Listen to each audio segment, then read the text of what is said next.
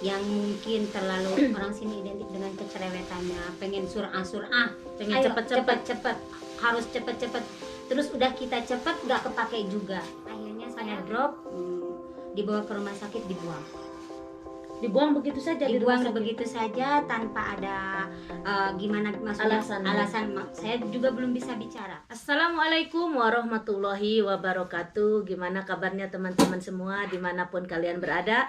Semoga selalu dalam lindungan Allah Subhanahu wa Ta'ala. Amin Allahumma amin.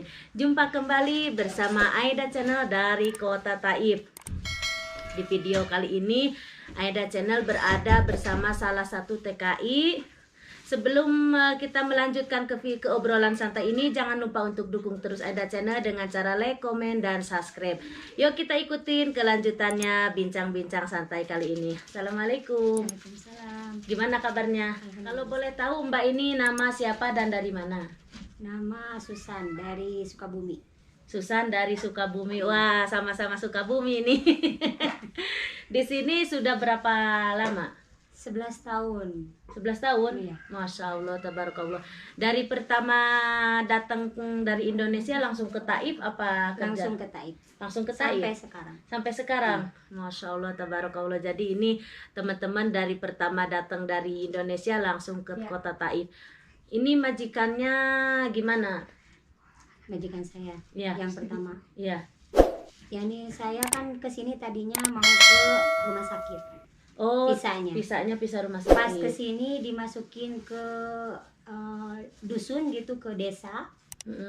Di situ cuma 1 bulan. Oh ya, tapi masih di kota Taif? Masih di kota Taif, cuma 1 bulan.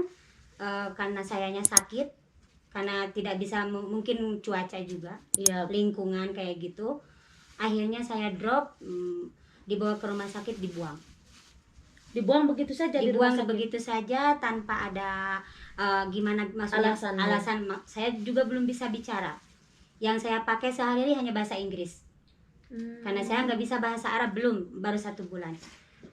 Ya di sana dirawat di rumah sakit sampai mungkin 25 hari. Tidak ada kabar berita, dibuang gitu aja. Terus gimana itu setelah 25 hari di rumah sakit? Ada orangkah yang bertanggung jawab apa tentang administrasi? Sama sekali nggak ada. Pemerintah yang membayar semuanya, alhamdulillah. Teman-teman, jadi ini Mbak siapa? Susan. Mbak Susan ini, beliau ini datang dari Indonesia baru 1 bulan karena tidak kuat dengan cuaca di kota Taif. Akhirnya beliau sakit dan dimasukin ke rumah sakit dan seolah-olah dibuang sama majikannya tanpa ada kabar, tanpa ada ngejenguk, tanpa ngebiayain pembantunya yang ada di rumah sakit.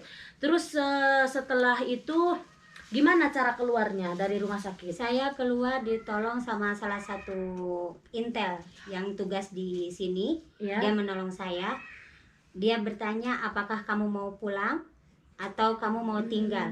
Saya bilang saya mau masih kerja, tapi tolong hubungin kapil saya. Ya, majikan. Iya, majikan. Sesudahnya dihubungin, nomornya ditutup, nggak bisa dihubungin. Akhirnya dibawalah ke rumahnya, Ke rumah si intel itu dipekerjakan mengurus ibunya selama 9 bulan. Iya. Dengan gaji seperti perjanjian di waragah, di surat perjanjian. Di surat perjanjian kerja ya. Iya. Kenapa cuman 9 bulan di? Karena meninggal. Oh, karena meninggal si majikannya. Iya. Padahal Teh Susan ini sendiri sudah betah di situ. Berharap banget malah bisa nunggul ke dia gitu ya. Berharap banget karena dia sayang banget ngurus nenek 1. Saya setiap hari, masya Allah tabarakallah, mungkin ini rezeki saya. Bangun sholat subuh dibangunin sama nenek, cuma nenek 1 sama anak 2 udah gadis sama bujang udah. Terus kalau duhur saya udah dibangunin lagi. Jadi jam 10 jam pagi itu sholat subuh, jam 10 bangun, duhur kita udah istirahat lagi. Nggak ngerjain apa-apa kecuali beres-beres aja. Dan memang tujuannya cuma untuk ngerawat si nenek Yang itu ngurus ya. nenek, nggak masak, nggak ngapa-ngapain. Kalau asar saya tahfidz Quran. Masya Allah, tabarakallah. Alhamdulillah sama nenek. Jadi maghrib itu saya udah ada di rumah, Isya duduk juga sama nenek, jam 9 sudah tidur sampai subuh, nanti baru dibangunin lagi. Masya Allah. Alhamdulillah ya, baik karena banget. karena mungkin itu balasan yang dari pertama Ya, yang mungkin. dibuang itu ya. Alhamdulillah. Nah setelah di situ itu kan 9 bulan. Terus kerja di mana lagi? Ada lagi yang membantu salah satu warga negara Indonesia. Masya Allah tabarakallah, saya sampai sekarang berterima kasih sama beliau. Mungkin beliau sekarang udah nggak ada, udah sapar ke Indonesia NHI. Dia mengambil saya, dan itu Intel nelpon ke yang orang Indonesia itu karena kenal kalau saya yakni orang yang baik, mungkin kalau dipekerjakan. Akhirnya saya dipekerjakan di salon. Masya Allah, ya betul. Setelah dan sampai sekarang ini kerja di salon. Sampai sekarang, alhamdulillah sekarang luaran, kerja luaran. Iya, baju kerja di salon, Masya Allah. Di situ setelah 9 bulan akhirnya berpindah lagi majikan dan sekarang tinggal di salon. Kalau boleh tahu nih, tinggal di salon itu kerjanya apa sih? Kerjanya pertama-tama bersih-bersih juga sama. Oh, kerja di salon. Iya, cuman dari pakaian mungkin kita bebas, nggak seperti di rumahan. Iya. Terus kalau jam kerjanya juga Masya Allah yani bagus. Kalau hari libur kita kerja pagi sampai jam 10 malam. Tapi kalau hari-hari biasa dari asar dikasih ijazah seminggu 1 kali. Masya Allah, makanya ya beliau bertahan sampai sekarang ya. Kalau gajinya di salon itu berapa? Alhamdulillah. Alhamdulillah. Iya, Masya Allah ya. Di sini tidak mengungkapkan berapa minimal gajinya ya, cuman katanya alhamdulillah. Mungkin itu juga ya, besar juga, makanya sampai bertahan ini sampai berapa tahun mungkin sekarang 11 ya, tahun. 11 tahun Masya Sambil Allah. belajarlah kerja seperti salon gitu, sambil belajar juga. Dari sana saya mengais ilmu. Ya kata orang Sunda mah mungkin apa ya? Orang sini mah malgup gitu ya, pengen tahu. Iya. Kepo lah, Kepo, orang sekarang iya, mah. betul. Katanya kamu harus tahu bikin ini bikin itu. Akhirnya saya belajar tanpa sepengetahuan mudir, pengawas, tanpa sepengetahuan pengawas. Saya megang bersih-bersih cuma 3 bulan. Udah gitu alhamdulillah seterusnya saya kerja salon. Oh, jadi diangkat dari yang tadinya bersih-bersih karena kekepoannya ini. Di antaranya kepo ke masalah apa sih? Ya seperti bikin halis, Bikin rambut gitu, terus ngebersihin tubuh. Lah untuk orang-orang sini kan identik udah sama seperti pengantin itu harus bersih-bersih seluruh tubuh. Nah, itulah kerjaan saya. Masya Allah, tabarakallah. Tentunya di dalam kehidupan di dalam pekerjaan ada suka dan dukanya. Kalau boleh tahu nih, sukanya apa sih kerja di salon? Sukanya di salon itu kita bisa bergabung sama berbagai negara. Ya betul. Ada Indonesia, ada Habasyi, yani semua kita bersatu. Enggak ada istilah kamu Habasyi, kamu Indonesia, kamu Saudi, enggak ada. Kita bersatu seperti keluarga, seperti adik kakak. Itu senangnya ya. Dan mungkin karena kerjanya juga nggak kayak pembantu ya. Apa sih kerja di salon? Dukanya kalau misalkan dapat customer yang mungkin terlalu orang sini identik dengan kecerewetannya, pengen surah, pengen cepet, harus cepet, terus udah kita cepet nggak kepake juga. Padahal kita udah semaksimal mungkin, yakni kerja kita profesional lah istilahnya ya. Harus supaya mereka mabsut, supaya mereka bahagia, puas dengan kedatangannya ke tempat kita kerja. Tapi tetap aja nanti bermasalah kita sama yang punya salon, ditegur, udah teguran itu kenakan sanksi juga. Nah itu dukanya itu. Tapi kebanyakan sukanya, alhamdulillah. Iya. Pernah nggak selama kerja 10 tahun di salon itu pernah nggak ngedapatin customer atau masalah yang begitu berat begitu menyedihkan, ada nggak? Pernah. Suatu waktu itu saya lagi pasang kuku. Orang itu kan harus setiap kita mau jadi mengerjakan customer itu harus ada patura, harus ada karcis. Nah saya menanyakan gimana karcisnya, terus dianya marah katanya karena ada asas dari sekretaris, temennya sekretaris, sedangkan saya kerja sebagai profesional, amanah dari yang punya salon. Nggak boleh dikerjain kalau nggak ada karcis, sedangkan saya nggak mau nanti ada masalah, saya nggak mau mengerjain, tiba-tiba dia mencaci maki saya dengan kata-kata kotor. Pernah saya ngalamin sampai meneteskan air mata kalau saya bilang kalau saya punya ibu punya bapak, karena saya bukan banat haram. Itu yang pertama kali dan akhir kali itu nggak pernah terjadi lagi, 1 kali yang terjadi. Mudah-mudahan tidak terjadi. Insya Allah. Insya Allah ini. tidak pernah terjadi lagi. Terus sama mudir atau sama mandor itu kita ditegur apa gimana pas ketika kejadian itu? Ditegur, dan saya bilang dengan sejujur-jujurnya, tidak memperbat keadaan ataupun kayak gimana, seadanya aja. Karena saya bilang, karena saya amanah dari mudir, kalau nggak ada karcis nggak saya kerjain. Jadi saya menanyakan dan saya nggak mau mengerjakan karena takut saya yang salah.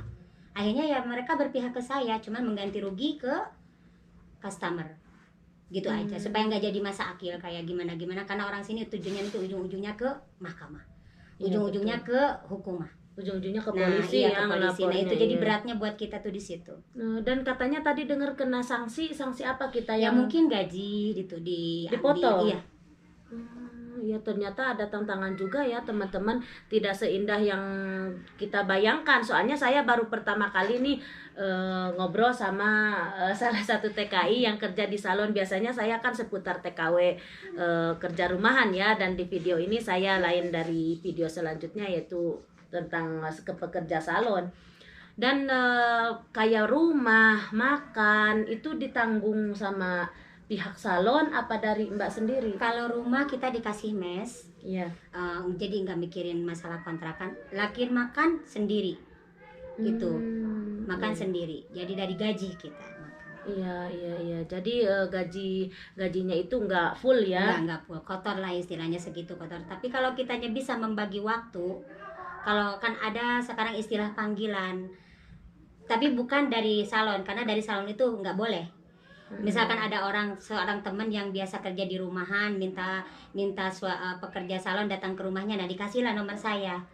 Kalau saya di luar kerja di ada salon. Kerja sambilan. Tapi boleh sama majikan? Kalau apa? tahu ya nggak boleh. Tapi saya mungkin waktunya tidur, saya digunakan. Pergi, iya. Jadi nggak mengganggu waktu aktivitas saya di salon, nggak.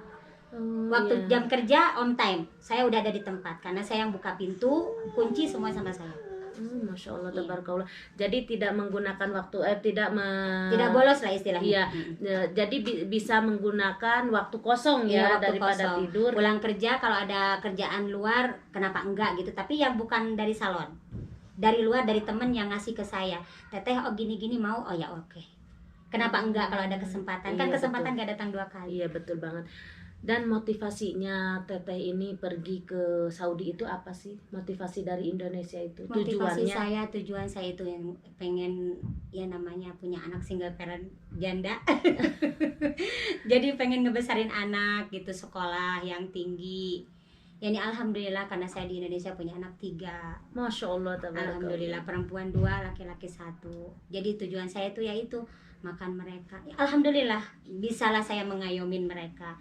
Mungkin setelahnya pandemik ini down, bener-bener down gitu, harus sabar. Iya betul, karena ini cobaan untuk semua ya, bukan cuma Teteh sendiri, mungkin di seluruh dunia juga kena musibah pandemi ini.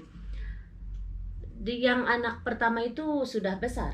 Udah 24 tahun. Alhamdulillah kerja. Udah kerja. Tinggal yang 2 itu? Tinggal yang 2 sekarang baru SMA. Pengen kuliah, cuman karena adanya corona ya nih di cancel sebentar. Insya Allah kalau misalnya udah mulai baik lagi, ibunya harus bertahan di sini dan membiayain lagi. Masya Allah, inilah salah satu pengorbanan seorang ibu ya. Beliau itu rela bertahan di Arab Saudi dengan begitu derita, dengan begitu suka dan dukanya demi membiayai keluarga, demi membesarkan anak-anaknya, yang mana beliau bertujuan anak-anaknya biar sukses, biar gak kayak orang tuanya ya. Itu dia. Makanya beliau ini sampai bertahan sampai bertahun-tahun di negara Arab Saudi, dan begitu banyak rintangan ya, seperti yang tadi diomongin dari pertama, bahwa beliau ini pertama datang ke sini sampai dibuang. Mungkin kalau gak ada tujuan untuk membiayai anak-anak waktu itu juga mungkin sudah pulang ya. Karena tujuan saya pengen cari uang, pengen membesarin anak, jadi pulang punggung keluarga lah. Masya itu Allah, yang pikiran saya. Karena ibu udah tidak punya ayah, yang di saya udah nggak punya ayah. Sedangkan mama juga sendiri, terus anak-anak dipegang juga sama mama, otomatis ya semuanya dari saya. Jadi benar-benar tulang punggung ya, Masya Allah, tabarakallah ya. Saya bersyukur walaupun gak punya apa-apa, setidaknya udah membahagiakan keluarga. Iya itu ya yang alhamdulillah, Masya Allah, tabarakallah. Semoga Mbak Susan ini diberi kesehatan, diberi umur panjang. yang diberi barokah, rezeki yang berlimpah dan barokah, bisa membiayai orang tuanya, ibunya, dan ketiga anak-anaknya ya. Semoga anak-anaknya beliau menjadi anak-anak yang soleh dan soleha, berbakti pada agama dan kedua orang tua ya. Amin, insya Allah ya Rob. Ini rencana nih kapan mau pulang? Belum ada di pikiran, tadinya mau pulang sesudahnya haji ini. Iya. Tapi berhubung ngelihat anak saya yang laki-laki sama yang perempuan masih butuh biaya, jadi bertahan. Mungkin bertahan, mungkin pulang secara terpaksa, belum ada ke situ. Lihat nih dom yang baru, kalau memang memungkinkan untuk tinggal, mungkin tinggal untuk menambah 2 tahun lagi. Tapi seandainya tidak memungkinkan, hanya kita hidup di sini hanya untuk makan, ya apa boleh buat, kita pulang sama keluarga. Iya, karena begitu banyak peraturan yang baru yang sekarang di Saudi ya. Duh, sebenarnya ini masih pengen ngobrol ya sama Teh Susan ini, cuman karena waktunya ini udah mepet banget ya. Terima kasih banyak Mbak Susan atas waktunya dan pengalamannya ya. Saya mau di-share ke YouTube, boleh? Silahkan. Terima kasih banyak. Aduh, jadi terharu ini sebenarnya. Saya yang nanya kok saya yang terharu ya. Begitu besar, begitu mulia seorang ibu ketika beliau itu pengen menjadi anaknya sukses. Beliau rela bertahan di Arab Saudi sampai bertahun-tahun, sampai katanya beliau rencana mau pulang sampai di cancel karena masih ada kebutuhan anak-anaknya. Masya Allah, tabarakallah. Dan saya mau pesan lagi, selama kita mempunyai seorang ibu, jagalah dan bahagiakanlah seorang ibu. Insya Allah. Ya betul. Waduh, terima kasih banyak yang sudah menonton video saya kali ini. Mohon maaf bila ada salah kata. Saya hanya manusia biasa, dan jangan lupa untuk berikan supportan yang terbaik agar saya bisa tambah semangat untuk membuat video selanjutnya. Dan bila ada saran dan kritik, tulis di kolom komentar. Bila ada pertanyaan seputar Arab Saudi, tulis di kolom komentar. Kami dari Kota Taif mengucapkan wassalamualaikum warahmatullahi wabarakatuh.